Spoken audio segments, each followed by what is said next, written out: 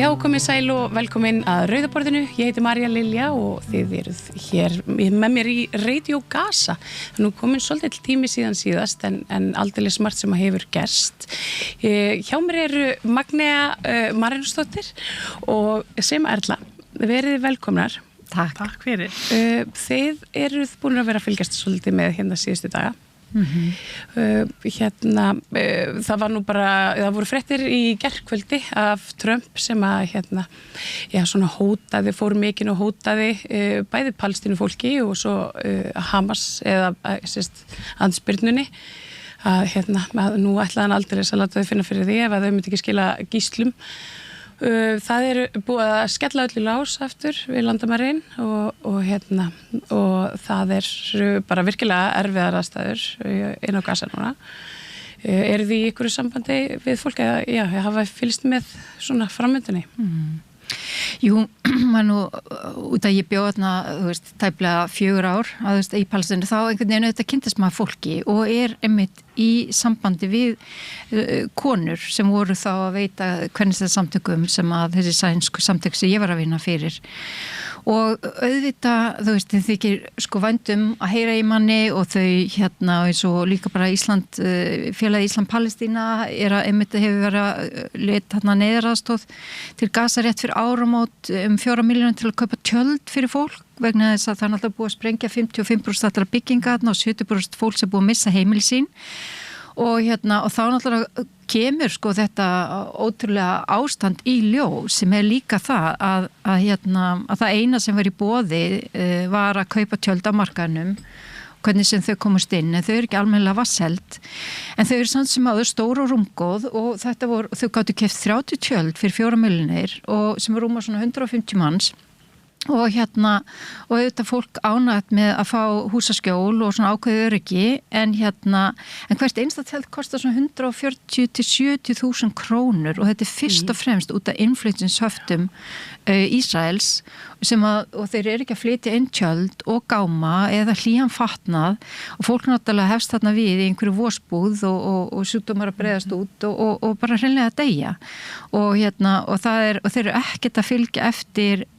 tilmælum eða fyrirskipun Alþjóðadómstólsins sem sagði að það mætti ekki gera neitt til að koma í veg fyrir það að mannúðaraðstoð kæmist inn á svæðið og auðvitað starfsemi flóttamannaaðstoð Sameinuðu þjóðanna er í uppnámi. Ég meina 94% af drykkjarvatninu eða nánast allt drykkjarvatni er bara ekki, vatni er ekki drykkjarhæft og það er núna og þráttur í mótmæli alveg fjölda félagasamtaka og þetta stofnana út af þessu ástandi sem er þarna að þá hefur í raun og veru ástandi eftir að vopnaflýið komst á, það hefur versnað, það hefur ekki minnst batnað. Ef það hefur staðið að versnað og þarna er bara samkvæmt könnun Sameinuðu þjóðanna er talið að 90% fólks er finnur til svengdar, einhvern tímann í vikunni, er hann matar, kannski 1 dag í viku og ég meina það er bara talið að það sé að búa spáði sín í nóvember Sameinuðu þjóðanum að það verður bara allsherjar hungursneyð og þetta er náttúrulega hluti af því, þú ert að reyna að fá fólk til þess að yfirgefa landsvæði, ég meina þetta er bara sveltistefna náttúrulega, þetta gengur gegn öllum alþjóðlögum og þannig að og svo núna er náttúrulega algjörlega gengur fram að manni að Ísraels eða stjórnvöld Ísraels sé að nota aðganga mannúðaraðstoð sem skiptimynd í samningum við Hamas og þegar nú vilja þeir ekki Ísraels her fari í öðrum áfanga vopnaleys eins og stóð til. Þannig að auðvitað fólk heldur alltaf endalaust í vonina, það reynir að gera sér besta, ber sér vel, það er náttúrulega ótrúlega segla þarna og það er auðvitað alveg tapmur fyrir því líka bara hvað er hægt að tala lengi það að auka og viðhalda seglu fólks en þetta er náttúrulega ófremdar ástand og ég var einmitt á fundi, ég var með svona smá erindi í gær hjá hjálpstæðri kirkjuna Palestínu og og þá einmitt var verið að spyrja út í það, í raun og veru, af hverju vill fólk ekki fara og þú veist, þetta eins og spyrja okkur Íslendinga, þú veist, ef einhver vildi ásaldist Ísland, af hverju farið ekki bara til Danmerkur eða Noregs eða eitthvað, þú veist, ég meina, við fyrir nýlenda og komum öll frá Noreg hvort förum við ekki bara þangað. Þú veist, og þetta og ef að Íslendinga myndi fá þessa spurningu, myndir bara vilja fara. Hverfa frá öllu sem voru búin að byggja upp og fættur á uppalinn hérna og allt eitt líf og þó að lífið sé erfið þá auðvitað veit fólk líka hvað þýðir að fara. Ég meina það að fara hérna 1948, ekki að fara, vera neittu til þess að fara og flýja, komst aldrei aftur. Gast aldrei snúið tilbaka og það náttúrulega þess vegna sem að bæði Jórdaníu og Egyptaland hafa náttúrulega algjörlega alfarið hafna öllum hugmyndum bæði upprunalega að flott, þú veist Gazabúa færi yfir í Sinai og væri þær í flottamannabúum. Það segði í fyrsta lagi, já, það myndi öllum líkindum aldrei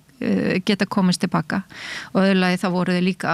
með ágjör af því að Hamas væri kannski myndi þá hefði aðgeri gegn Ísrael frá Egyptalandi og það myndi setja allt í uppnám í Egyptalandi. Ég held líka bara ef fólk fer þá bara Palestín ekki lengur til. Nú, það ekki lengur til. Það náttúrulega bara þannig. Það bara svo leys. Ef þessi kynslóð fer, þá ekkert eftir að Palestínu. Það ekkert eftir, já. Þess vegna vill fólk náttúrulega ekki fara eða vill að snúa tilbaka. Og svo þetta þekki maður líka að, þú veist, að fara. Móttökulöndin hafa nú ekkert verið ofbúslega, eða lönd bara yfir höfuð, hafa nú ekkert verið ofbúslega góð eða svona hjálpfús flóttafólki. Alveg sama hvaða land það sko. En þetta endurspeglar líka svona pínlítið sko hvað fólk svona farið að taka undir þetta. Þú veist, þetta svo hörmulegt, þetta svo ræðilegar aðstæður, það allt í rúst, við líka bara fara. Já. Þú veist, ég meina þetta hefur áhrif, þetta það sem að Trump að segja og fleira. Það mjög hægt við því. Og ekki fylgt af Palestínumönnum sem búa í Jórdaníu og Egyptalandi. Og ég ekki að segja, fólk sé að segja þetta eitthvað svona, þú veist, það einlæglega bara að spyrja. Já, en fólk alveg að ræða þetta. Já, ræða þetta, en þú veist, þetta kemur líka daldið svona, það þetta normalisera svona alltaf umræðu og það fara þig geta bara daldið svona raunvölu, einhver valkostur og það sem að fólk hætti bara kannski í alvöruna íhuga og þá náttúrulega sigurinn unnin fyrir stjórn Netanyahu og hans halinu manna. Og þetta líka bara svona hluti af þessari orðræðu að því ég hef aldrei nokkuð sem hann heyrt neitt segja þetta annan hóp. Það ekkert verið að tala að Úkraína bara að fara eða úkraínska þjóðin bara að yfirgefa landið sitt. Þetta bara hluti af þessari afmennskun og þessari svona þessari orðræðu Palestínu fólk einhvern veginn að Já, eða grænlendingar. Já, ég menn það enginn að tala það. Já, gefið honum bara landið ykkar, skilur. Þið getur bara komið hingað. Þetta bara, þannig að þetta náttúrulega bara hluti af þessari afmennskun sem hefur staðið yfir náttúrulega bara áratugi eða áratugum saman. Þannig að en þetta náttúrulega bara alveg afskaplega dapurlegt og það sem líka svona kannski hryggir mig er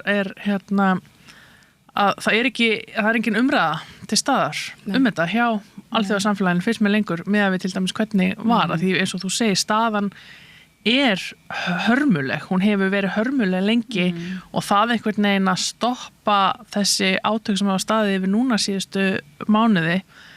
það einhvern veginn status quo eða fara aftur til Gaza sem hernumið landsvæði þar sem Ísraelsk stjórnvöld stýra öllu og sveltir fólk til dauða þetta á ekki að vera neitt valkostur þannig að þú veist af hverju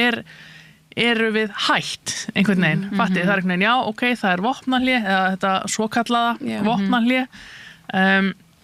Ísraels ríki brýtur allt sem samið eins og þetta með neyðaraðstöðina og það einhvern veginn þetta bara, það þetta sem hryggir mig rosalega að einhvern veginn, það engin umræða hvort sem það íslensk stjórnvöld, evrópsk stjórnvöld eina sem heyrist bara þessi læti í Trump skilur og það bara afskaplega dapurlegt og það náttúrulega ástandi líka á Vesturbakkanum sérstaklega slæmt og hefur auðvitað í skugga stríðsins og loftar og svona á Gaza að þá auðvitað voru landtöku fólk vopnað sem reyðist að Palestínumönnum og ég meina að það íbúi fjölda þorpa sem tók bara sameiginlega ákvörðun að fara og yfirgefa þorpin sín og þetta orðið 10 þorpa og núna síðast í nafni þess að einhvers konar aðgerð gegn hryðjuverkum að þá rýmdu þeir 3 flóttamannabúðir og flóttamannabúðir í Palestínu er náttúrulega bara eins og venjulega íbúa hverfi og þetta var Tulkarem og Jenin og einar aðra búðir sem ég man nú ekki alveg hvað heita en þetta voru 42.000 manns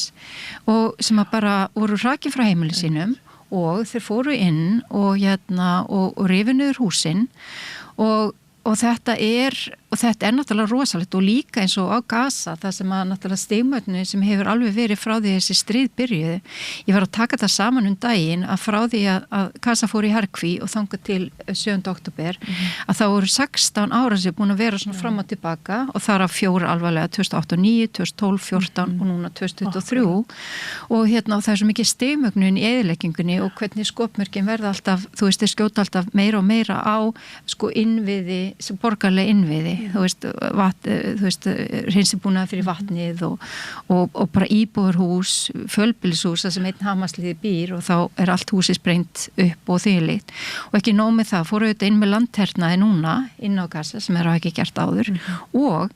meiri segja bandar í stjórnvöld og það var áður hann tók til valda, hann Trump í árslók 2024 þeir bönnuði innflutning og jarðítum til Ísraels aðalega vegna þess að þeir eru fyrst og fremst nota jarðítu til þess að jafna heimili fólks við jörðu, bæði á Vesturbakkanum og Gaza og og þú veist, þannig að sko og þetta er mitt, eins og þú ert að segja þú veist, þetta bara gerist og og hvað svo? Ég meina, það er einhvern veginn og núna þetta öryggisráðstefnu í Munich, ég meina Trump náttúrulega kemur með þessi útspil sín og þau eru annars verður þetta gagvart Úkraínu og hins vegar gagvart Gaza og ég var að skrifa grein í heimildunum daginn þar sem við hugsa svona strategíun og skjóta yfir markið, fá alla til að hlaupa upp til hand og fóta og það sem ég raun og veru sko, búa til Paðstrandabæ á Gaza og og flytta allt fólki til Leikvallans Jórdaníu því náttúrulega mótmælt harðlega þingi í Jórdaníu mér er búið að setja lög að það sé óheimilt fyrir Gaza búið að taka varlega búsetu í Jórdaníu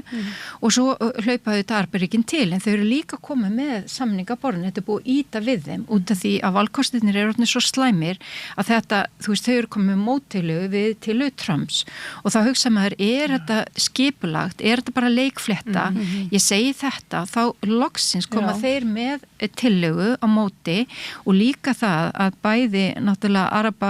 bandalagið, Arab League var náttúrulega með þarna friðarfrumkvæði fyrir Palestínu frá 2002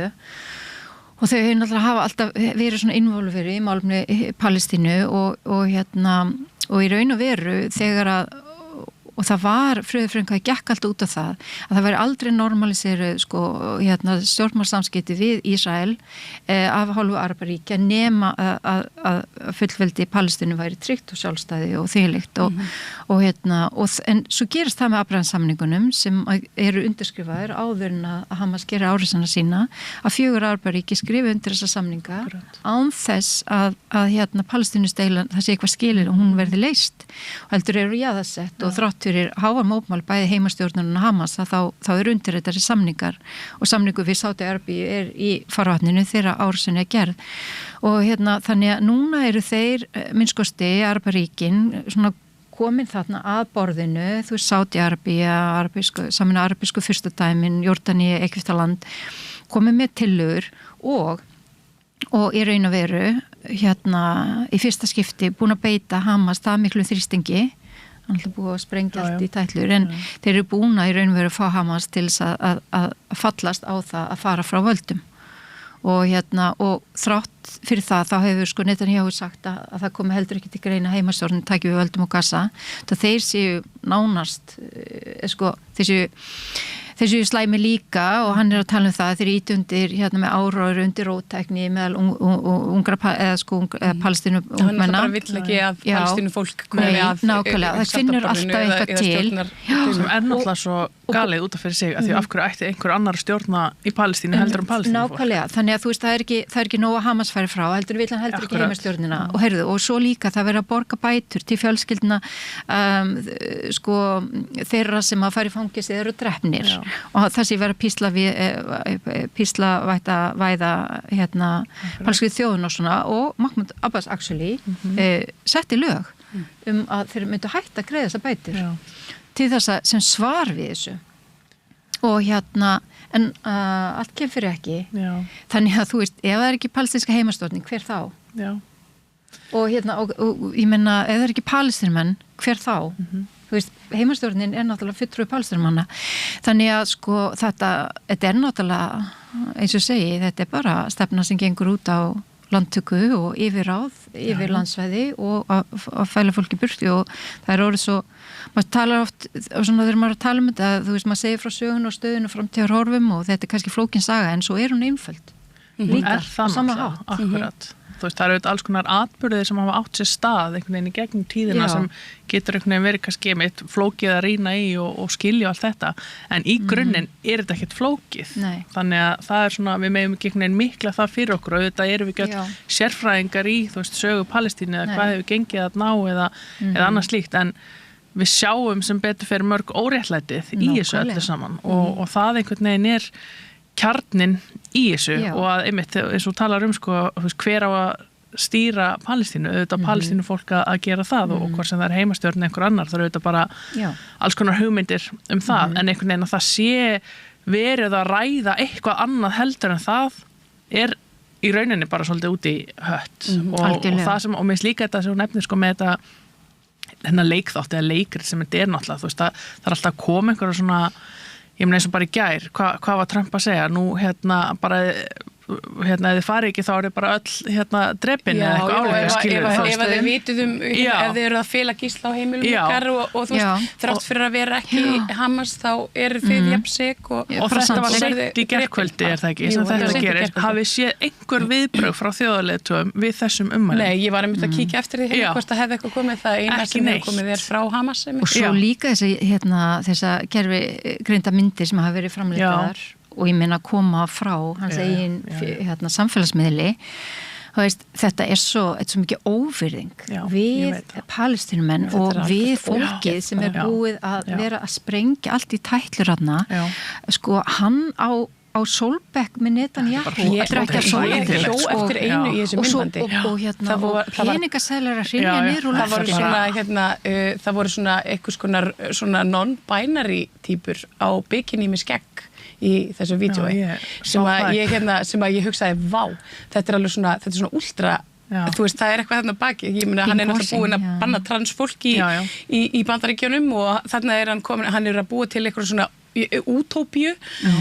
þú veist, fyrir fólki sem að hún þykir óæskilegt en hann ætlar einhvern veginn að drottna samt sem áður, þetta er einhvern veginn svona þetta er svo brjálæðislegt að ef ykkur hefði sagt mér þetta bara hérna fyrir mánuði síðan að hérna, þú veist, eða 2 eða hálfa ári eða eitthvað, þá hefði ég nú bara farið að hlæja sko. Það sem er kannski, þú veist, auðvitað er það náttúrulega bara einhver klikkun sem að eiga sér stað bara láta sér þetta í huga og að byrta svona og tala fyrir einhver svona en sjáum svo bara, þú veist, þetta var daginn núna erum við að tala bara, þú veist, ég ætla bara nánast að drepa ykkur öll ef þið gerið ekki það sem ég einhvern veginn vil, þú veist, hvernig af því þetta er einhvern veginn alltaf að stigmagnast þetta er búið að stigmagnast svo hratt, bara einhvern veginn síðan hann kemur til valda þarna, ég bara meina það einhvern veginn og hvernig alþjóðasamfélagi virðist bara vera algjör, þú veist, það fer enginn í þetta af því þú ert þá náttúrulega bara hann sem ég bulli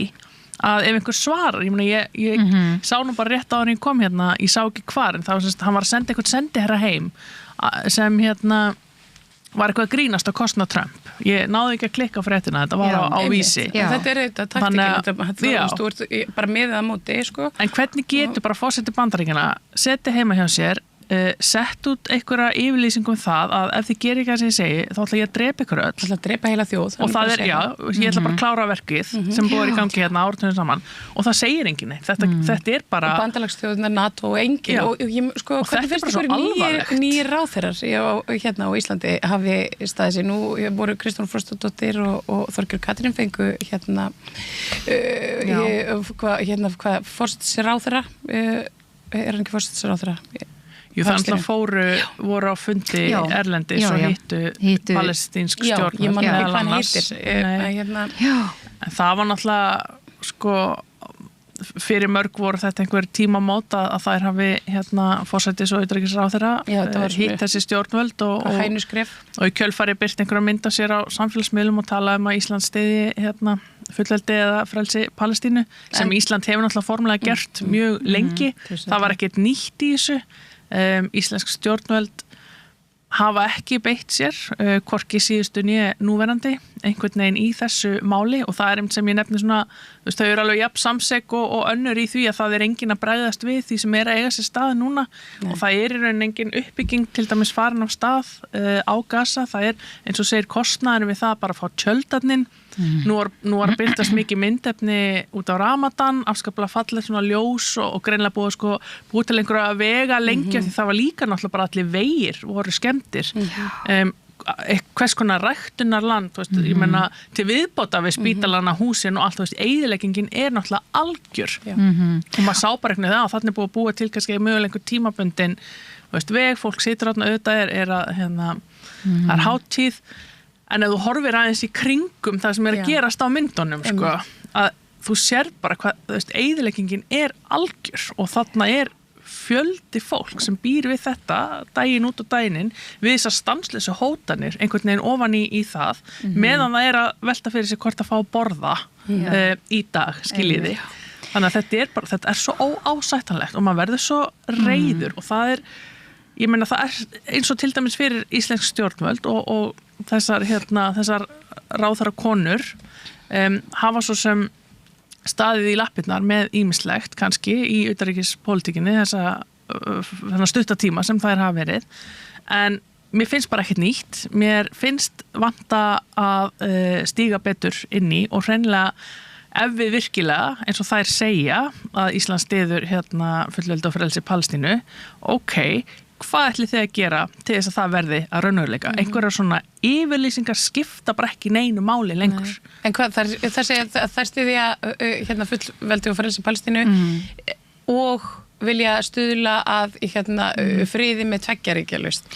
Þetta eitthvað svona, þegar ég las þetta, þá hugsaði ég bara, í alvörunni ykkur ennþá að tala tveggja ríkja lausn í þessu samhengi? Ég held að, ég meina, orð skipta alltaf máli, en orð síðan án nokkura aðgerða, eins og þau tæki og tól sem alþjóðasamfélag hefur, sem viðskiptaþinginu, það sniðganga og fleira, en núna náttúrulega það kom í fréttum núna 28. febrúar að Ísland sendi inn álit í raun og veru út af kærunni gegn Ísrael frá Suður-Afríku þar sem þau undirstrika Íslands stjórnvöld ófrávíkjanlega skyldur Ísrael sem hernámsaðila mannúðarrétti í greinargerð sem var skilað til Alþjóðadómstólsins í Haag og ábyrgð Ísraels á að tryggja þær stofnun sem Sameinuðu þjóðirnar hafi falið sérstök hlutverk gagnvart íbúum og hernumdu svæðunum geti sinnt hlutverki sínu þar meðan flóttamannaaðstoð Palestínu flóttamannaaðstoð Sameinuðu þjóðanna. En málið það, og þetta rosalega mikilvægt að gera þetta. En á sama tíma, það sem að mér finnst, óþægilegt, og þannig ég nota mjög milt orð, að það einhvern veginn svona, við erum alltaf að tala mikilvæg alþjóðakerfisins og og þú veist við Suður-Afríka setjum fyrir kæru, nú Ísland búin að koma með álit sitt eins og fleiri ríki sem alveg mjög jákvætt og fólk svona fordæmir og þvílíkt en á meðan það allt gerist allt saman, þá eins og það sé eigi að leysa eða komið veg fyrir að þú veist glæpinni sé framtíð á meðan verið að fremja glæpina og þannig að þú veist það einhvern veginn þessi skortur og raunverulegum aðgerðum til þess að stöðva drápin á saklausu fólki sem að býr þarna á Gaza og það bara það sem að maður alveg auðvitað, ég meina Vesturlönd bara yfir höfuð þú veist, það hefur ekkert verið gert sem að neinu máli skiptir til þess að koma í veg fyrir það að Ísrael bara haldi áfram að til að mynda komi í veg fyrir að mannúðaraðstoð fari inn á Gaza og þannig þetta bara og þá maður hugsa býttu þú veist, þetta það sem að mér finnst þetta bara óþægilegt í raun og veru að hugsa til þess að þú veist að fólk geti ekki treyst á það að það sé gripið til aðgerða það sé eingöngu verið að fara þessar leiðir og láta treysta á alþjóðakerfi svo tekur þetta mörg ár að komast að einhverju niðurstöðu og meðan þá haldið áfram með hernað og og komið veg fyrir að mannúðarast og komið inn og svo framvegis. Þannig að ég meina þegar ég segi, einhvern veginn að tími yfirlýsinga búin, vegna þess að ég meina nú til dæmis þannig að 2 flokkar allavega sem töluðu fyrir viðskiptaþvingunum fyrir kosningar, sögðu að myndi vilja beita þeim.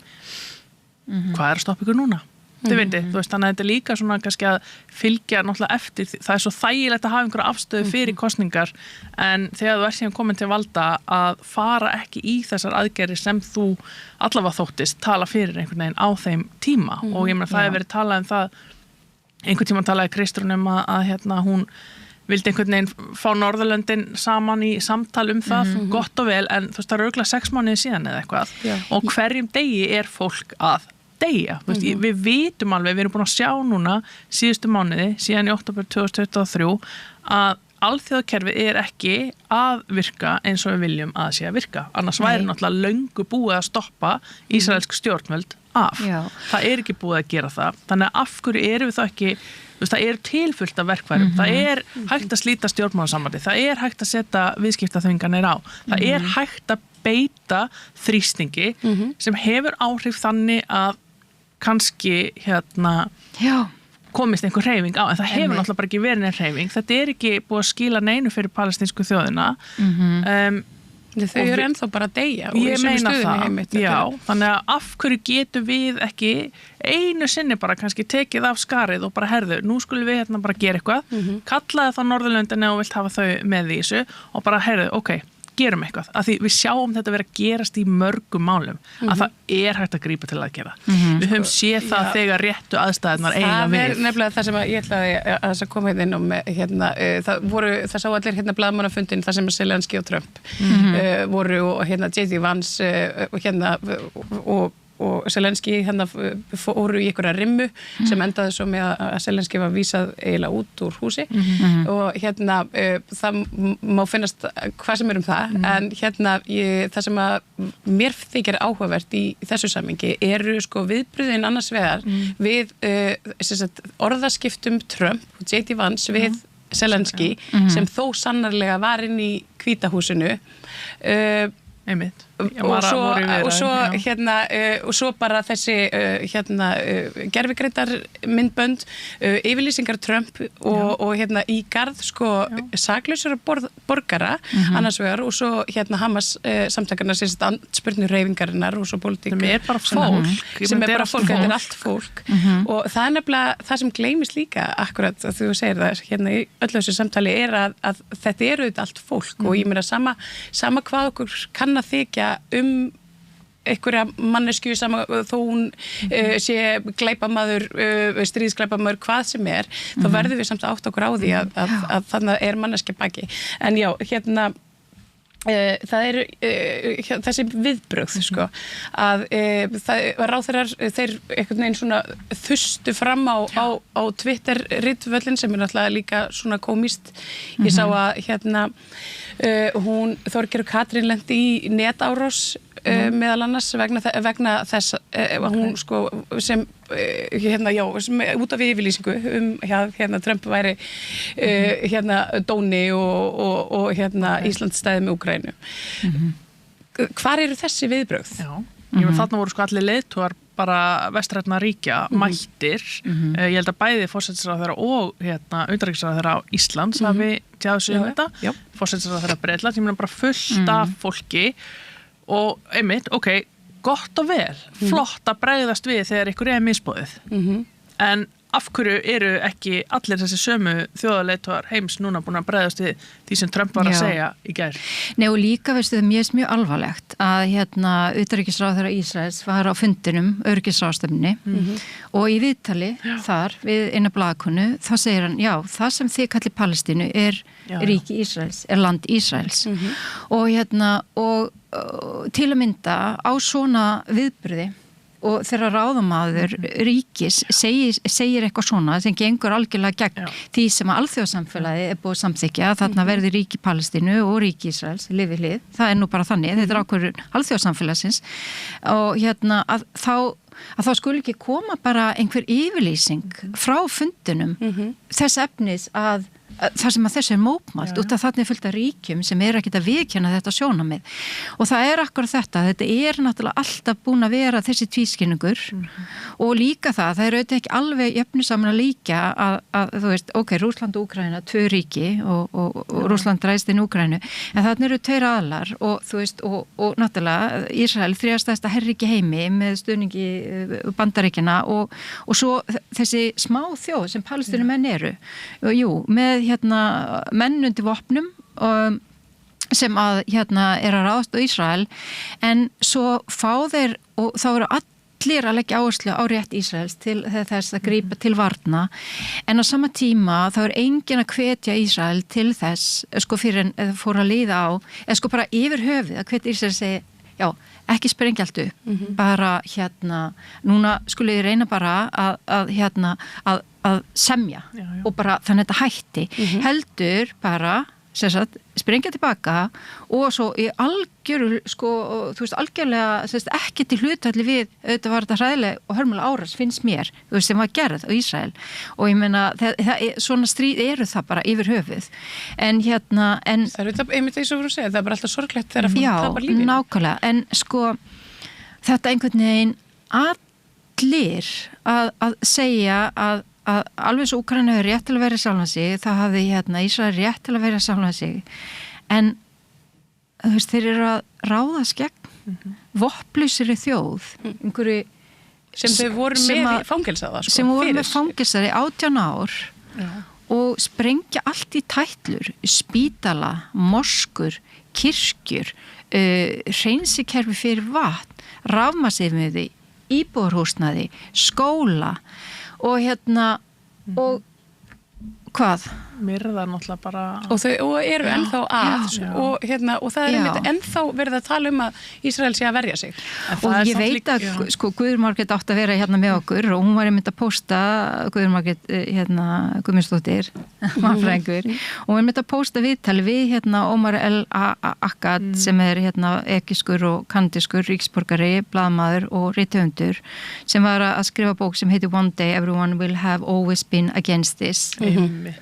og þetta er akkur það að hann er einmitt að tala líka bara hvernig í raun að veru hlutirnir svo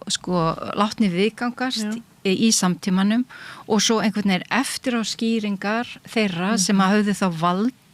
til þess að stöðva eitthvað sem gerðu það ekki og svo einhvern veginn voru þeir samt allir á móti þessu og koma með einhver eftiráskýringar sem að þú veist í raun og veru réttlæta aðgerðarleysi og svo framvegis en þetta er látið viðgangast og málið það ríkis og Ísrael það væri ekki ganga svona langt, það væri ekki búin að ganga svona langt allan þennan tíma sem að síðan 1948 og alltaf lengra og lengra og lengra nema þið vissi kemist upp með það kostnaðurinn fyrir þá að því að gera þetta, hann er aldrei mjög hár þeim er ekki refsa það er bara bullandi innviðaskuld í Ísrael líka ég meina það er og svo auðvitað það er í mínus í rauninni ríkið og mér finnst í raun og veru eitt jákvætt við þessa stórfurðulegu stórfurðulega útspil Trump er að Arabaríkin er þó að taka sér dálítið saman að reyna að finna lausn uppbygging á Gaza fullveldi Palestínu einhvers konar varnarfyrirkomulag í Miðausturlöndum og öryggi fyrir Ísrael út af því að þeir vita það náttúrulega að það kemst ekkit friður á nema að það sé ákveðin öryggi fyrir ekki bara Palestínumenn heldur líka mér langar samt að segja að því eini sem ógnar öryggi Ísraelsríkis eru ísraelsk stjórnvöld með sínum aðgerðum það eru Ísraels stjórnvöld sem eru mesta hættan gagnvart almenning í Ísrael algjörlega og náttúrulega málið er það líka það sem ég finnst mjög alvarlegt er bara að núna er búið að vera náttúrulega við völd í 16 ár Netanyahu síðan 97 þá komst hann fyrst í valdastól og hann er búin að vera alla tíð síðan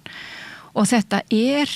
fór svona smá pásu eins og Trump og það er búið að gefa út ákæru á hendi alþjóða sakatamálsdómstóls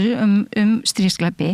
málið er það að þetta er stríðsherra hann er ekki friðaris maður og veistu það þegar maður fer að horfa á til að mynda þegar ég var að gera þessa samantekt þarna frá 2007 fram til 2023 að þá höfðu sko Fatah og Hamas 11 sinnum reynd að ná samkomulagi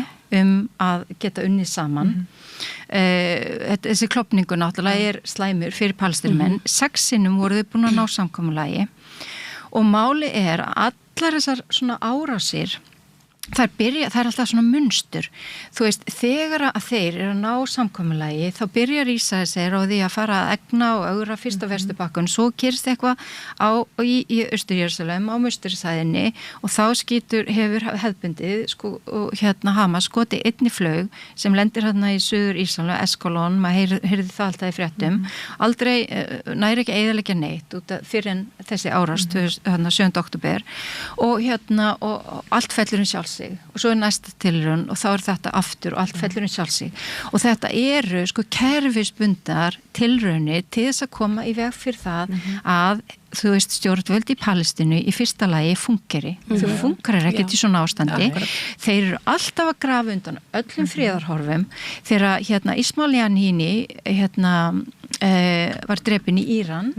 þá voru þeir komnir með samkomlega, það var bara í burðarleinum, þú veist það og sá maður sem var kannski innan Hamas hvað pragmatískastur, hann var látin, hann var drepinn, það betra að hafa auka af menna, halvinu menna, vegna þess að það auðveldar að þjóna þeirra hagsmunum að vera að eiga við þá fyrir einhver sem tilbúin að gera og bara enn og aftur í samband við hann, þegar Trump kom fyrst til valda að þá lýst hann því yfir að hann alltaf kom á friði Miðausturlöndum og palestínumenn þeir raunverulega það vaknaði með þeim einhver von það hann væri svona furðulegur að hann gæti raunverulega kannski koma á frið. Heyrðu, þeir bara raunverulega Hamas, þeir endurskoðuðu stoppskrana sína og ég hef talað með þetta áður, þeir ákveða að viðkenna ríkis, þessu framlega sem viðkenni ríki Palestínu og hætta vopnaðri þá uppreist. Og Ismail Haniyeh, hann kemur raun og veru í viðtal sem ég sá á CNN, það sem að biðla til Trumps. Hann segir, það er tækifæri núna til þess að fyrir þig að óréttlæti gagnvart Palestínumennum bara hætti og við, eitthvað svona. Svo fyrir til Sádi-Arabíu, segir Hamas, þeir eru bara eins og ISIS og Al-Qaida og fyrir svo yfir til Ísrael og hann bara sló á útrétta svona sáttahönd Hamas og notabene þeir sem voru að aðstofa Hamas við þetta allt saman, það voru meðalans Noregur og ég held Sviss, ég fer samt ekki alveg með það og Katavarna líka og fleiri veist, það var verið að það var alltaf svona einhvern veginn sá splitta í smá möguleika á því að það væri hugsalega hægt að koma á það náttúrulega tilvílanir samt í þessu og eins og þessi atburðar sem þú ert að lýsa þetta er skipulagt að sjálfsögðu að því markmið stjórnvalda í Ísrael alltaf að klára að taka yfir restina af Palestínu og mér finnst þetta líka mjög áhugavert í þessu samhengi varðandi réttin til að verja sig og það alveg deilt það hvort Ísrael hafi þennan rétt samkvæmt alþjóðalögum í því sem að þeir eru innrásar aðilinn í þessu samhengi. Það Ísrael sem heldur Gaza í gíslingu stýra öllu inn og út hvað sem er frá landi, vatni, hafi þannig að þeir eru alltaf innrásaraðilinn og það alveg hafa verið, ég meina það búið að stúdera þetta hægfara þjóðarmál sem eiga þessi stað á Gaza og búið eiga þessi stað núna í einhver 16 ár þannig að það, ég held að sé bara svolítið mikilvægt að gleyma því ekki að það alltaf Ísraelsríki eða ísraelsk stjórnvöld sem eru innrásar aðilinn í þessu og þannig að þau vilja ekki frið frekar en kannski einhver annar nákvæmlega og ég held að sé mjög mikið að átta sig á þessu, ég ætla einmitt að koma að endurskoðun á alþjóðakerfinu og þessi svokallaði réttu til að verjast í nákvæmlega í þessu tilviki og ég meina þetta minni miklu frekar á Bosníustríðið, það sem að Serbar sem sagt í raun og veru undir stjórn Milošević og Karadzic og fleiri bara réttlæta það sem á endanum var skilgreind sem þjóðamorð sem eitthvað varnastrík gagnvart því að slafar, þú veist, þeir eru allir slafar að sem eru múslematrúar að þeir muni bara að gera það að einhverjum undirmálshóp í Bosníu ef að landi er ekki lengur hluti af Júgóslavíu og svo hvað lá að baki ég meina það voru ákveðin söguleg minni, ég meina eins og Kosovo til dæmis, þeir hafi ekki viljað sleppa Kosovo og þegar Ottomanveldi var á sínum tíma þá var Serbar konungsríki og þeir börðust við heri Ottoman 1389 í það sem heitir Kosovo Polja og þau töpuðu, heyrðu, þannig að þú veist þetta, öll þessi söguleg minni voru komin upp, þeir voru allt í einu sko serbarnir nánast farnir að í stríð við slafa sem voru múslimatrúar og nota bene flesti sem eru múslimatrúar á Balkanskaganum, það var vegna þess að það voru gerna tilskipun út það mætti ekki ráðast gegn einum trúarbragðahópum á Balkanskaganum, en ef þú vildir gerast múslimi þá fyrstu skattaafslátt, það voru efnaðslega hvaðar gefni til þess að myndi snúast til íslenska trúar og harkir sér, já, why not, þú veist, það er bara að borga sig, skilur, þetta var bara svona reiknidæmi og en þarna allt í einu þá eru þeir bara orðin, sko, konungsríki Serba á móti erkióvinnum múslimunum, Tyrkjunum sem að þeir töpu fyrir 1389 og síðan fremja þeir þjóðamorð og réttlæta það sem einhverja, svona, þeir séu einhverju varnabartu út af það ég bara hreinlega að annars á útrýmið að gera einhver undirmálshópi eitthvað slít og þú veist, og þetta er akkurat svona lógikinn sem verður þetta er mjög áhugaverð samlíkinga því ég hef ekki heyrt hana svona greinagóða áður. Nei, og svo líka það er æðisleg mynd sem heitir The Act of Killing og hún var gerð af ég man nú ekki hvað hann heitir hollenskum mannfræðingi og þetta er morðin sem voru framin í í Kambódíu rauðu hverunum og nei, hver er ég að rugglast fyrir geði, nú er ég aðeins að rugglast en mér skoðst þetta voru sveitir nei, þetta var þetta Indonési þetta voru sveitir kommunista sem að voru að drepa og réttlæta það fyrir sér. Hann tekur þessa mynd, hann kemst að því að þeir sem voru þolendur ofbeldisins, þau vildi ekki tala um þetta. Þau voru ennþá svo hrædd að segja eitthvað út af því að þetta hafði með það að gera ef þú varst talið vera kommunisti þá varstu réttræpur. Þannig að þau vildi ekki, en hann kemst að því að þeir sem að frömdu voðaverkin, þeir voru sko alveg tilbúin að tala um þetta. Þeir voru frekar stoltir af því sem þeir gerðu. Þeir setja á svið aðgerðnar, hvernig þeir fengu sko, þú veist, píndu kommunistana og þetta ljóta fólk og þeir voru ennþá að réttlæta þetta fyrir sér sem eitthvað sem hefði verið nauðsynlegt og svo tekur þetta 8 ár að taka sér mynd og svo er magna atrið þegar einn þeirra einhvern veginn allt í einu sko horfi bara horfist augu við sjálfan sig og er bara í speilin og snýr svona smeklunum að sjálfan sér og sér að nei, þetta var ekki réttlætanlegt, það sem ég var að gera var voðaverk og þetta var bara glæpur og þetta er ein leiðin, þess að endalsa réttlæting út af það er eina leiðin til þess að þú getur lifa með sjálfir og annars þarfst að viðkenna að þú hafi framið voðaverk. Þannig að þetta verður svona endalaust kynslu eftir kynslu þjóðinni og þeim hermunum. Sko, ég hef frétta því bara núna daginn að ég vini á svona stefnumótasíðum og einn af þessum stefnumótasíðum og hefur verið núna síðustu 2-3 mánuði hefur verið gríðar fjöldi af ísraelskum hermönnum í frí og þá er þetta þannig að leið og þú hefur lokið við einhverja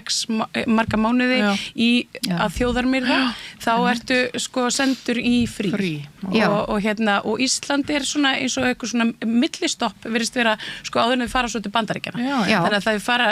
til Evrópu og í eitthvað svona skemmtireisu og svo er þetta mikið sko margir hermannanna eru þetta með þessi bandarísku tengsl og þeir stoppa hérna í eitthvað tíma mitt dirty weekend og fara svo yfir og það er þetta sem er svo áhugavert af því að sko við erum að tala um að þetta eru einstaklingar sem eru að koma frá því að fremja hryllileg voðaverk og þau ganga hérna inn í landið og fara beint á djammið, rakleiði svo kaffibarinn og eru þar að pikka upp einhverja, þú veist, grunlausa gesti og leið og þeir sjá sko glitta í eitthvað stuðning við Palestínu eða eitthvað að þá, þú veist, verða þú veist, mætir aggressjónin og þú veist, og réttlætingin og allt þetta og þau, það er svo ótrúlegt einhvern veginn, sko að bara einhvern veginn, að bara ganga á sömu jörð og fólk sem að einhvern veginn, sko, með þetta agenda og svo líka að þau geti bara labbað inn í landið, af því að það er alltaf verið að tala um hérna skipulagða brotastarfsemi og það er alltaf verið að tala um flóttafólk sem hérna einhverja ógn og hér erum við með sko hermenn úr aktífu þjóðarmorði sem koma beint frá því að myrða og pynda börn hingað og þú veist og setjast á kaffibarinn. En það er náttúrulega herskylda í Ísrael og þetta er náttúrulega með herskylduna sko bæði konur og kallar og þetta er náttúrulega rosalega furðulegt að koma þarna og sjá bara öll þessu ungmenni með vopn og það furðulegast eins og í vestur Jerúsalem, þú veist, fólk fer út að skemmta sér og það er með sko að byssuna hangandi yfir öxlina út af því, í raun og veru þá var Ísrael ekki að fylgja eftir reglum og þú veist, þau eru til frí átt að skila inn í einhverja vopnaskápa, þannig að þau voru bara að setja alla kúlurnar sko í eitthvað box heima og voru með byssuna með sér á djamminu og svo sástu ungmenni bara með sveiflandi með svona stóra riffla allstaðar sko á börum og þvílíkt, en þarna og það virðist gerast tvennt með hermennina og auðvitað palestínumenn eru undanskildir herskildu en þeir fara líka á mis við ávinningin af því vegna þess að það er, þú veist, þú fær kannski þarft ekki að borga skólagjöld til að vera læknanám og svona, þeir fá það ekki en það sem að gerist með þessar herskildu það er annarkvort að þú forherðist í einhverju afstöðu gagnvart því að palestínumenn séu bara skordýr eða þú veist, einskisvirði og eiga þetta allt skilið og bara svona verður í raun og veru ferð þá leiðina eða að þú ferð í samtök eins og Combatant for Peace út af þér misbyður svo rosalega að þú getur ekki tekið þátt í þessu og þú fer að berjast gegn hernáminu, gegn ofbeldinu sem þú varst vitna á hverjum einasta degi og þurftur að taka þátt í og og það er eins og þetta svona tvennt gerist dálítið mikið, ég veit ekki auðvitað eru einhverjir sem eru kannski bara þarna einhver starf á milli en þetta virðist gerast það er annarkvort eða sko og líka mjög áhugavert í því að því að þú skoðar sko hvernig ísraelsk stjórnvöld tala palestínufólk eða Hamas eða einhver ákveðna hópa ásakanirnar einhvern veginn sem sko að því þú yfirfærir rosalega oft það sem að því þú þarft að réttlæta þetta fyrir sjálfur sem einstaklingur, sem hermaður, sem stjórnmálamaður, ég meina ísraelska lobby er náttúrulega bara þekkt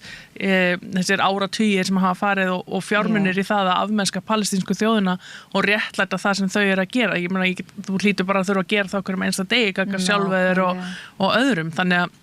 og þau tala mjög mikið einhvern veginn að palestínsk börn séu alin upp í því að hata Ísrael og allt þetta og þau gera svona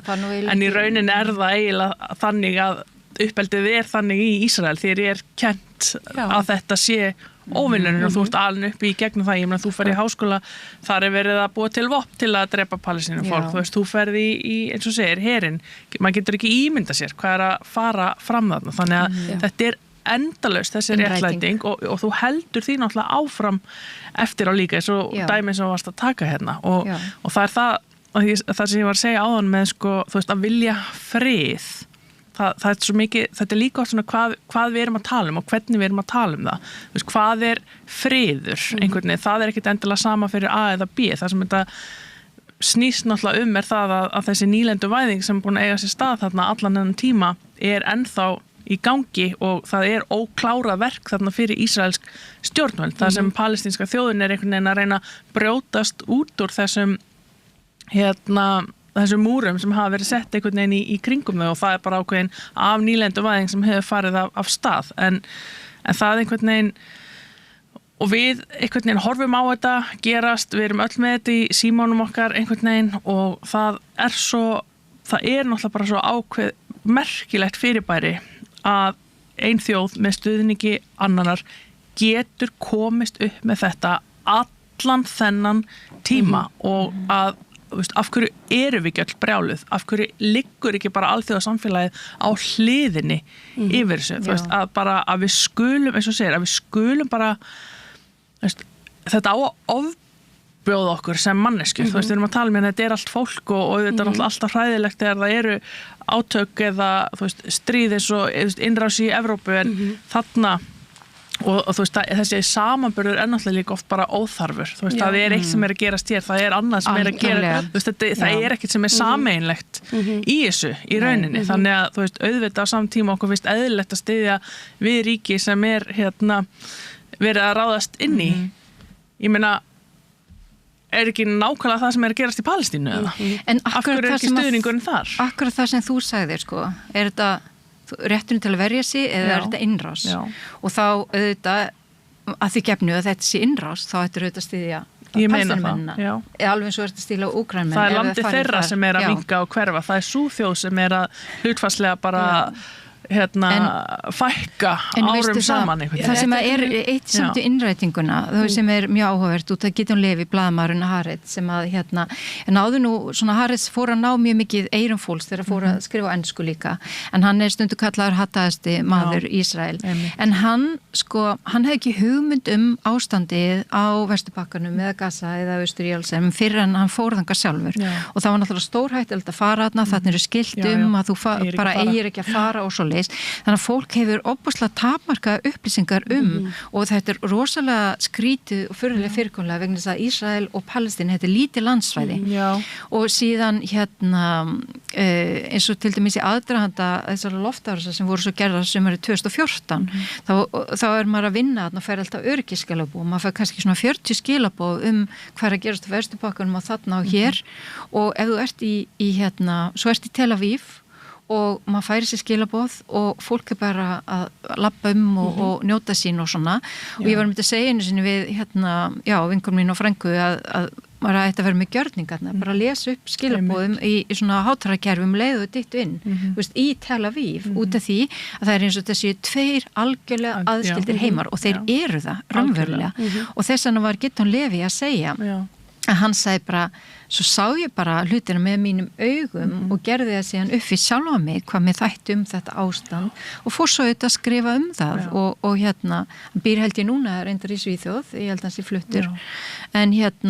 en já, þessi mynd Act of Killing, það Indonesia fyrirgefi, ég fór eitthvað þarna ég sagði það nú en mér langar svo að segja eitt var þessa innrætingu líka að því og aðeins að taka þetta að því, þú veist, þetta snýst alltaf narratífuna hvaða sögu er að segja, hver að segja hana þú veist, sagan sögð út frá þeim sem með valdi, þeir sem hafa stjórn á orðræðinni og mér finnst líka ótrúlega mikilvægt í þessu samhengi að við lítum okkur bara svolítið nær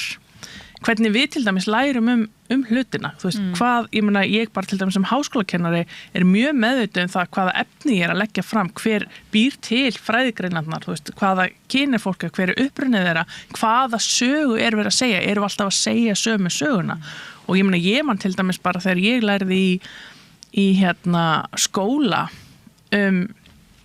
Palestínu, ég lærði ekki Palestínu. Nei. Ég lærði helförina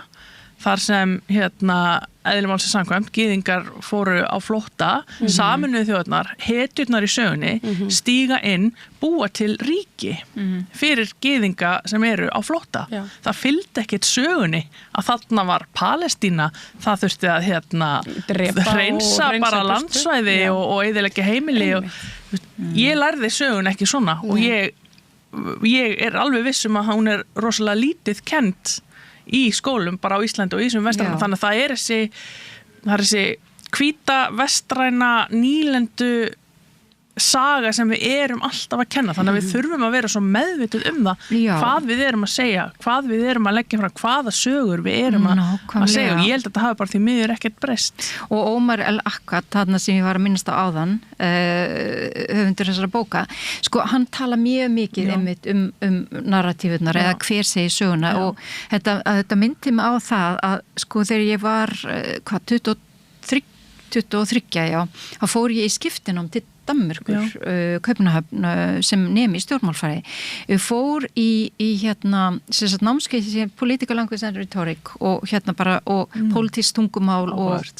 eitthvað. Heyrðu, og ég náttúrulega bara komst að því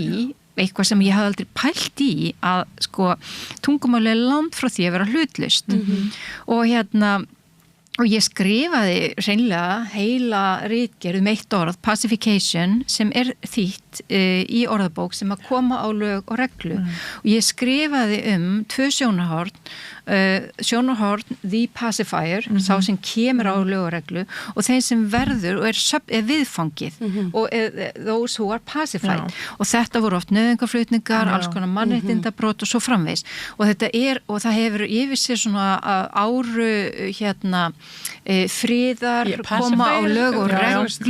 og þvílíkt en þetta var og þá sko orðabækur á Vesturlöndum eru skrifuð af þeim sem hafa einmitt eins og þú ert að benda á, hafa völdin og þangar til feminismin kemur til söguna, voru skrifað á köllum ég meina eins og við konur áttum ekkert hugtak yfir það þegar ég reynda var svo lítið þá en ég menna hugtaki kemur til söguna 76 eða 79, man ekki hvort það var en þú veist þegar það er verið að klípa í rassinn og segja eitthvað svona kynferðislega við því fyrr en einmitt kona sem var í Cornell-háskóla að fyrir að gera könnun meðal starfsfélag og kemst þá að því að konundan verða mikið fyrir kynferðislega áreitni það var ekkert orði við það svo fer hún í á fund mannréttindanefndar New York borgar og New York Times pikkar upp orðið sem hún notaði og hún sagði, hún notaði þá í fyrst skipti þetta orð, sexual harassment þannig hún í raun og veru þessi kona bjóð það til og þar með var allt í einu komin orð yfir veruleika sem konu hefðu upplifað mjög bara áratöðun aldir og var ekki til orð yfir út að það voru valdalausar. Þær hefðu ekki aðgang að háskólaunum og aðgang að þekkingamiðstöðunum sem framlega þekkingu og það er rosa mikið lögð áhersla á það að þeirra einstaklingar sem tilhæra yfir höfuð minnihlautahópum komast í þekkingar iðnaðurinn, það er að segja þeir framlega þekkingu, þeir framlega orð, þeir framlega hugtök, þá er reynsla þeirra verðu þekkingin og þau búa til ný orð og svoleiðis. Þannig að auðvita, og ég held þetta kannski ymmið nákvæmlega, svo mikið hluti vandans. Það er narratífan og veistu það, og ef við erum að tala umhverfið er allt kennaðir. Og hugsið ykkur hvernig hlutir eru normalisera eins og þegar við tölum til dæmis bara annað fyrirbæri eins og kannski fólk eins og maður heyri í Bandaríkjunum sem er að vinna 2-3 vinnur og getur ekki látið endan á sama það er kallað working poor og þá ertu einhvern veginn búin að normalisera það að þú getur verið fátækur en er samt vinnandi og þú ert að vinna 2-3 vinnur í staðan fyrir að reyna að breyta kerfinu og koma veg fyrir til dæmis bara með innflytjenda á Íslandi en þannig er þetta sko hugtak sem er búið til Bandaríkjunum og er svona einhvern veginn normalisera þetta aldrei veruleika sem að er þarna fyrir hendi en orðið svona á vissan hátt svona, og collateral damage náttúrulega er annað orð þar sem að hann meirist að minnist á þetta í viðtalinu þarna þessi Ómar Lakat en að það er mannfall í rauðum óbreyttra borgara í kjölfar þess að vera að skjóta á hernaðleg mannfall og þetta er bara börnir og konurnar og menninni sem eru að deyja þessu loftarásum og þetta er bara því miður fórnarkostnaði stríðs og þetta eru 48.000 manns á Gaza og það er talið af læknatímarundir Lancet þetta er sko stólega vanmetið og svo náttúrulega 112.000 særðir og en þetta er ég veit ekki hvað íslenska orð eru við með collateral damage en þetta er það er svo stólið þú er búin að gera þetta svona fjarlægt þú talar þetta svona bara svona tæknilega og þú veist og það, þetta er bara svona þetta er bara fylgir þessu réttlætanlegt mannfall og það er ekkert spáðnett meira í því og einmitt eins og þú ert að segja sem að ég menna er þetta varnarstríð eða innrásarstríð þú veist, er einhver að verja sig eða bara hreinlega að ráðast gegn fólki og réttlæta með því að alltaf uppræta Hamas en drepa síðan fullt af fólki og kemur 90% af fólkinu á flótta og eyðileggur 55% bygginga og 70% heimilafólks. Ég vil bara meina að sé ekkert stríð í gangi, það er bara þjóðarmorð, það er bara að vera að þurrka palestínsku, þjóðin út, en það er einmitt oft maður heyrir, þú veist, það er talað stríð, það er talað átök, þannig að þetta skiptir líka með svo miklu máli hvernig við tölum hlutina. Þú veist, stríð eru yfirleitt á milli tveggja ríkja sem eiga í átökum, þið vitið, eða átök milli hópa. Þetta er náttúrulega bara eitthvað allt annað target og eins og þetta, þú veist, hversu margir eru látnir, hversu margir hafa verið drepnir og það svona hvernig við náttúrulega hvernig við orðum veruleikan. það skiptir máli. Það eitt sem að að því að við vorum að tala svona réttlendingar, bara svona rétt áður en að ég slepp ykkur út í lífið. Já, þá velti ég fyrir mér í síðustu viku þá var íslenskur lögfræðingur kennari professor Bifröst sem að talaði um íslenskan her og hann kom hingað í viðtal og hann var svona að tala þetta sérst út frá svona alþjóðlögum og við þurfum að vera einhvern veginn svona, en hann sagði eitt sem að, þú veist, og það má finnast alls konar það. Hann sagði eitt sem að mér fannst mjög áhugavert og hann nefndi þetta að, sko, við þurfum að fara að horfast í augu við það hver við erum sem þjóð og hvar við stöndum vegna þess að hér verið að framleiða hergögn og viðskiptalífið beinlinis í, sko, svona bullandi hergagna og viðskiptadílum út allt. Hann nefndi Kerasis, hann nefndi Atlanta og hann nefndi kafbáta verksmiðjuna hana í Kópavogi og í þessu samhengi og ég hugsa með mér, já, ég meina, sko, ef við ætlum að vera að fordæma eitthvað og þá fer ég akkurat að hugsa, það auðvitað erfitt fyrir þjóðað eins og okkur að fordæma einhverjar aðgerðir þegar að við erum svo sannarlega stór partur af þeim og erum í hernaðarbandalagi. Við erum bara í hernaðarbandalagi. En þetta náttúrulega einmitt, það þessi svona já, þú veist, þessi svona eins og bara með Svíana sem voru með feministka utanríkisstefnu og mér fannst alveg ótrúlega flott þegar að það var ákveðið og eru með einn helsta og hafa hefðbundi verið hlutleysir, komni núna í NATO og en voru að selja vopn til Sádi-Arabíu og þeir vopnaflutningar, svo vopnasala var bara stöðvuð út af mannréttindabrotum framinn í Sádi-Arabíu og þá var viðskiptalífið alveg brjálað, þetta var bara tap fyrir þá. En sko málið ég veit ekki, sko mér finnst eins og Ísland, þetta kannski bara eitthvað, ég var nú eitthvað að tala það daginn, þú veist, af hverju móta sko stjórnvöld á Íslandi ekki friðar og öryggisstefnu. Þess að við leggjum meira áherslu á friðin, það alltaf öryggis og varnarmálin og ég meina við erum að tala um að Reykjavík sé friðarborg, þú veist, við erum að tala um okkur, það bara sem herlaust land, þrátt fyrir þennan tvíhliða varnarsamningu Bandaríkin og verið í NATO og þú veist, og þetta bara alltaf spurningu á hverju viltu byggja, viltu þá leggja meira áherslu á það og undirbyggja það og þá meðal annars að það sé ekki þá framleitt hlutir hér á Íslandi sem að notast til hergagna einhvers konar framleiðsla og þá kemur þetta líka Úkraínu, þú veist, eins og að deilan sem varðum það að Ísland væri að styðja við bakið á kaupum og vopnakaupum en þú út af það var þetta styðja með öðrum hætti þú veist, það þarf svo sannarlega að styðja á alls konar hátt og þá, en þú veist, þú verður bara markaðir stefnu þetta og því miður, það engin stefna þarna, engin skýr og þú veist, að þú viljið taki bara svona afdráttarlaust afstöðu með því að reyna að vera og leggja áherslu á allt sem við kemur friði og og vera þá þessi rödd friðar og taka ekki þátt í neins konar framleiðslu sem fyrir hernað og veist, aðstofan, hún fyrir mannúðaraðstofan, hún fyrir ekki til vopnakaupa en þú veist, en þetta eitthvað sem stjórnvöld þurfa að taka afstöðu til og þarf að móta stefnum alveg eins og bara. Og það sem gerist náttúrulega með að það ekki stefna að þá, þú veist, að því við erum með þessa ímynd, eða við höldum, þú veist, við viljum vera með þessa sakleysis ímynd, að við erum þú veist, við erum herlaus þjóð, við stöðlum að við viljum frið, við viljum vinna friði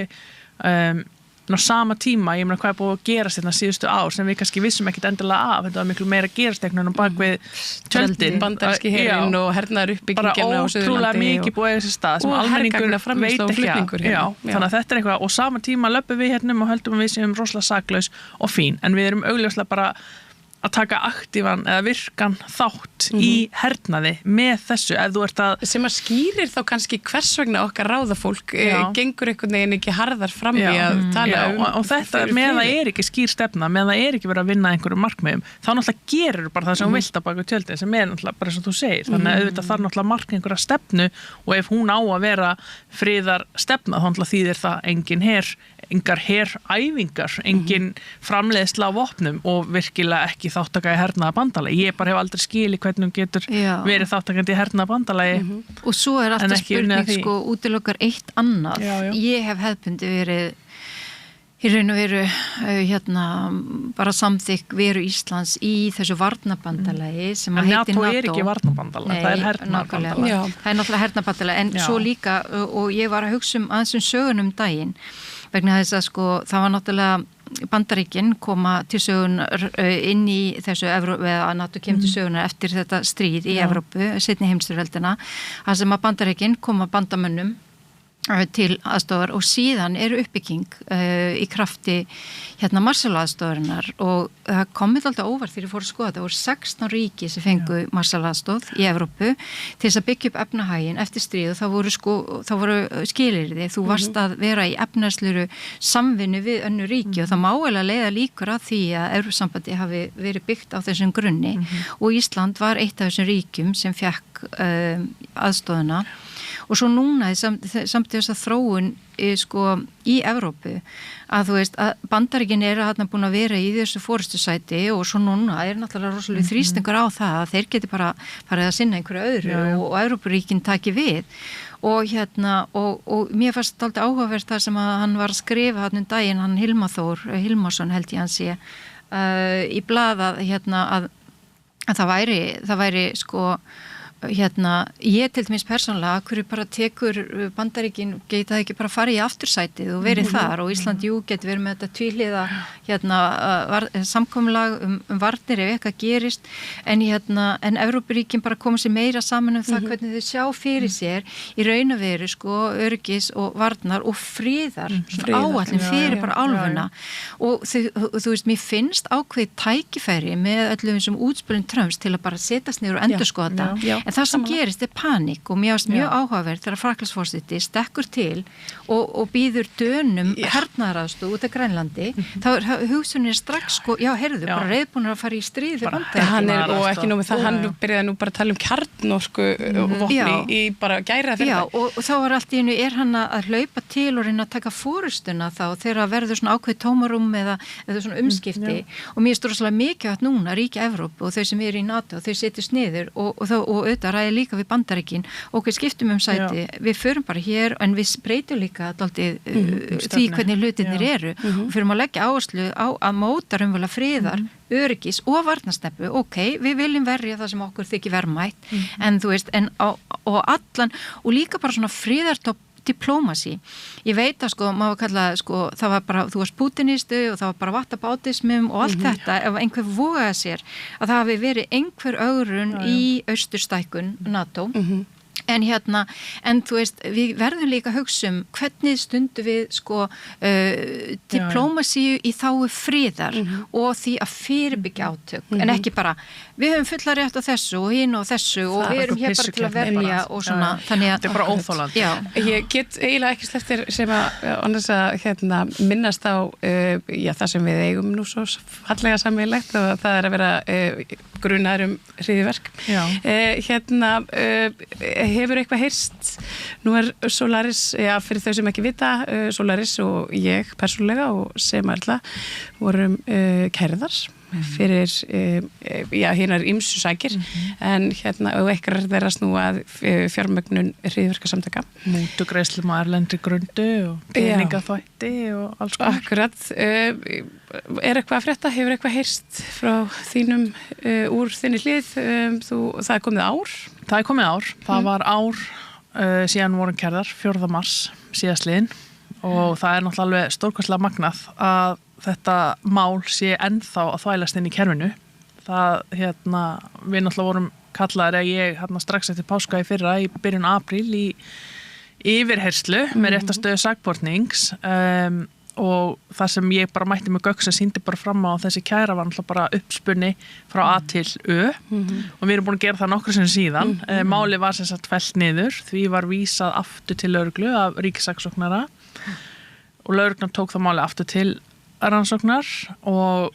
skilaði af sér bara ítalegri greinagerð það hvernig þessi kæra átti ekki við rök að styðjast og felldi hana niður aftur. Það var þetta fer alltaf í rugl.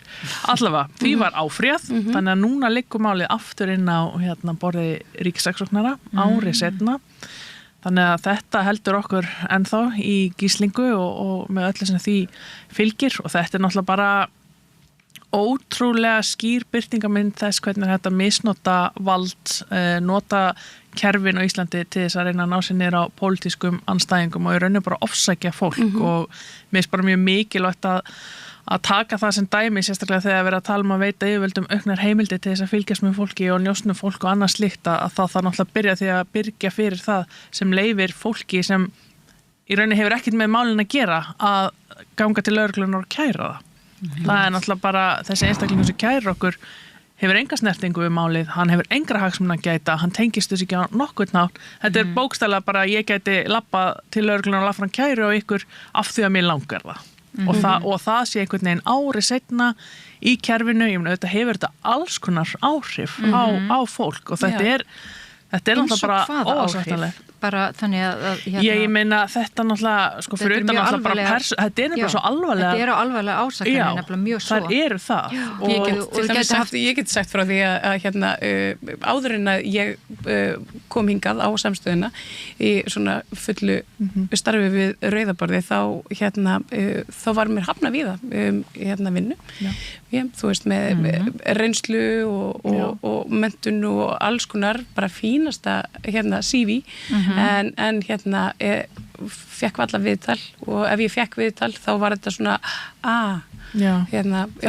bara virkilega hafnað af þessu sökum sko. Ég bara vegna þess að þetta var mikið í fjölmiðlum í byrjun síðasta árs og á sama tíma og ég er einhvern veginn að sækja á nokkur stöðum og meðal annars hjá ríkinu þannig að og það var auðvitað bara ekkert hægt að ráða konu sem var með tengsl við Hamas Nei, og það var líka, ég meina hann sendir til dæmis afrit af kærunni á mína vinnuveitendur og síðarnefnd háskólans meðal annars, þannig að þú veist, það er svo mikill ásetningur á bakvið það sem verið einhvern veginn að gera. Þannig að þetta er náttúrulega, þú veist, þessi áhrif, svo náttúrulega auðvitað bara einhvern veginn að þú veist, þetta er fellt niður, þetta er tekið upp, auðvitað hefur þetta bara áhrif á bara og svo líka, og ef þú endurtekur eitthvað nú oft og ef það kemur nú oft fram í fjölmiðlum þá einhvern veginn fyrir fólk að trúa alveg sem vorum að tala með Trump og Trump-gasa og allt þetta brjálæði, þá er þetta nákvæmlega það sama, sko, og það er til fólk sem að heldur því fram að Solaris sem að Erla og ég sjálf og fólk sem okkur tengist sé hryðjuverkafólk og ætli íslensku samfélagi illt og við þetta sema sérstaklega sko með blandaðan uppruna og virðist vera sko finna fyrir þessu sko með sko harðari og verri hætti heldur en kannski ég fólk mætir heim til manns og það þetta er alveg og ég meina, ég er að hugsa sko fyrir þau sem eru að horfa og hlusta þetta er út af því að þið fóru til Egyptalands til þess að aðstofa fólk sem var búin að fá leyfi til að fara frá Gaza út í tengslu við fjölskyldusameiningar og þið fóru þarna til að aðstofa að komast vegna stjórnvöld voru ekki að gera það og ég bara bæti þessu við þannig að þið viti fyrir hvað ákærurnar eru en þetta er mjög alvarlega ákærur og þetta er líka sko í raun og veru, þú veist, hvernig er reynd að sko þakka niður í fólki og svona með lögmætum aðgerðum, leiðum, þú veist, og eins þetta líka bara aðgerða sinnum í raun og veru sem taka og ákveða og ég meina, og þarna, fóruð þið til Egyptalands meir en 200 einstaklingar sem komast undan þjóðurnisreinsunum og þetta var allt fólk sem var búið að fá samþykki fyrir fjölskyldusammenningu og þeir voru að fara til þess aðstofu út annars hefðu ekki komist og þannig að þetta er mjög þetta er áhugavert, þetta er eitthvað sem að þarf að ræða betur seinna og líka bara skrifa hreinlega og bara ótrúlega áhugavert líka því vorum að tala þessa orðræðu sko, hvernig þetta hefur að því nú er alveg ákveðið fólk og hópar sem hefur aldrei verið eitthvað vel við Solaris eða okkur og það sem við erum að gera en það sem hefur hins vegar breyst, það sem maður sér er að það er þú veist, nú erum við hryðjuverkasamtök í augum sumra. Orðræðan þannig, það náttúrulega búið að undirbyggja og svona svo allt annað sem hefur einhvern veginn á sér staði kringum þetta, að það einhvern veginn búið að búa til þessa ímynd og ef þú vilt trúa því þá trúir því. En það eitthvað sem var ekki, við vorum kannski alls konar, en það var ekki talað eitthvað sem hryðjuverkasamtök. En mér veist eitt í sambandi, ég líka verið kölluð talskona Hamas og mér finnst það mjög áhugavert í ljósi sögunar að sko Íran var bara í raun og veru sko fyrsta ríki til þess að viðurkenna Ísrael og síðan í byltingurinn 79 að þá kemur svo stefna að Ísrael þá er í raun og veru kemur svona þessi andúð kakar svona nýlendustefni og svona bandarískir yfirráðahyggju og vestararnir yfirráðahyggju og nýlendustefni og þar að leiðandi þá breytist afstæðan í Íran gagvart Ísrael sem ekki á sér ekki lengur tilvistarétt og og ég hef auðvitað stundum sko í raun og veru haldið fram og sagt það uppátt og hugsaða að sko harmara öll og auðvitað palestínumanna ekki bara það ekki eingöngu, Ísrael, það líka til koma Hamas vegna þess að máli að þeir, sko, frelsishreyfing palestínumanna, upprunalega þegar þeir kom til söguna 64, þá eru þeir að vinna í því að uppræta sko ráðskegn ríki Ísraels það sér ekki tilvistarétt. Síðan 87 ákvæðir að viðurkenna Ísrael en þeir líka lýsaði yfir 88 að stofna sjálfstætt ríki Palestínu og fara að vinna í því og svo kemur friðarsamningurinn. En sama ár, 87, þá kemur Ham til sögunar og það tekur við kefluna af frelsishreyfingu palestínumanna sem að öll Araparíkin og bara Sameinuðu þjóðirnar voru búin að samþykkja að vera fulltrúar palestínumanna og tekur upp þráðin sem þaðan sem að þeir voru og þessu Ísrael á ekki rétt á sér og viljum að berjast gegn Ísrael með vopnum og þeir gera sína fyrstu í raun og veru svona hryðjuverk eða árás gagvart almennum borgurum í bara strætisvagni í Tel Aviv 5 mánuðum áður en Oslo-samkomulagið undirritað, 93 og ég hef oft svona, ég veit ekki, ég sá eins og mynd sem hétta Sliding Door og það voru svona eins og 3 myndir, það kona sem að missir á lest og svona nær lestinu og svona og ég hef svo oft sko, þú veist, maður hefur heyrt alls konar hlut Hamas þegar þeir hafi sko þessi banderist fjármagna bakviða, það eru Írani sem á bakviða, þú veist, það bara og en þeir eru ekki skilgreind sem hryðjuverkasamtök fyrir 10 árum eftir stofnun og það þegar Netanyahu kemst til valda og við erum alltaf að tala um jafnréttisbaráttur persónlega pólitískt. Þarna hafði sko Netanyahu hann strax skilgreinaði sig hryðjuverkasveit og Bandaríkin í kjölfari og hans persónlega saga svo að hann átti bróður sem hafði verið sérsveit Ísraels og einhvern tímann þegar var rent flugvél palestínumenn með stuðningi einhverja þjóðverðar reyndu flugvél sem voru á leiðinni til Parísar og frá Haifa held ég og eða Tel Aviv mann ekki og lendir í Úganda og þeir tóka allir gíslingu þannig að hann fer þarna til að ásamt öðrum sérstöðumönnum að bjarga liðinu og þú veist sem tókst en nema það dó eitt sérstöðumæður þá bróðir hans og þess vegna hefur aldrei verið hægt að sko þess vegna svo sko í raun og veru þú veist þetta og hann stofnaði miðstöð til þess að berjast gegn hryðjuverkum og hann bara lítur á Hamas og hvað sem þeir gera þó þeir gerir tilslækanir eins og margir gera þegar þeir eru farnir að horfa fram á það ok, þetta gengur, við gerum tilslækanir við samþykjum bara 2 ríki og við samþykjum og allt það, bara nei og þá maður að hugsa nákvæmlega svona mikilvægi persónulega reynslu þegar þú ert svona leiðtogi þú veist hverjir stóðu að sko Hamas í raun og veru á sig bara rætu til annara samtaka í Gaza sem voru bara að lifa samkvæmt boðir í Íslam og vera með félagslega aðstóð og fleira, þetta voru ekki það var engin hernaðavengur og svo farið ekki á hryðjuverkalista ESB Hamas fyrir 2001 og það eftir 11. september þannig að þið sjá, þetta ekkert svona klift og skorið en maður hugsar oft sko ok, ef Hamas hefði ekki komið til sögunar hvað hefði þá gerst? Stundum hugsa maður það heldur ekki gleyma því að þá ef ekki væri fyrir aðgerir ísraelska stjórnvalda þá kannski væri ekki Hamas. Hamas afleiðing af ísraelskum stjórnvaldum. Já, en þarna voru náttúrulega samningarnir komnir í höfn 93 og þá gera þær rétt nokkrum ánum undan, gera þær þessa árás. Nema stundu veltur þessu fyrir sér og það ekki, og þetta hefur ekkert með, auðvitað málstæði palestínumanna lögmætur og maður styður hann, en maður stundum að velta upp öllum svona steinum, bæði svona persónu reynslu leiðtóð sem þarna og þú veist, og þetta eins og þetta, veistu það, ég fór bara að gráta þegar að þetta tækifæri 2017, þegar breytti stoppskrá sinni og Trump komst til valda og þá bara svona, nei. Þið eru bara, við tölum ekki við ykkur. Því Ísraels stjórnvöld vilja ekki frið á svæðinu. Þau vilja bara losna palestínsku þjóðinni. Já, þarna er Benjamin Netanyahu. Já, mína kæru. Það komið Getum verið hér í allan dag. Já, við getum verið hérna allan dag og allan vikuna. Sem að Erla og Magnea þakka ykkur kærlega fyrir að koma hérna að Rauðaborðinu. Hamas eða Papas. Takk fyrir mig og okkur. Það er bara búið að vera draumur og við höfum allt og lítinn tíma, greinlega. Næst tökum við allan daginn í þetta. Já, og tókið við því að það er meira efni hér handan vilja. Sameiki stéttarfélag í almannaþjónustu óskar stofnunum ársins til hamingju með árangurinn.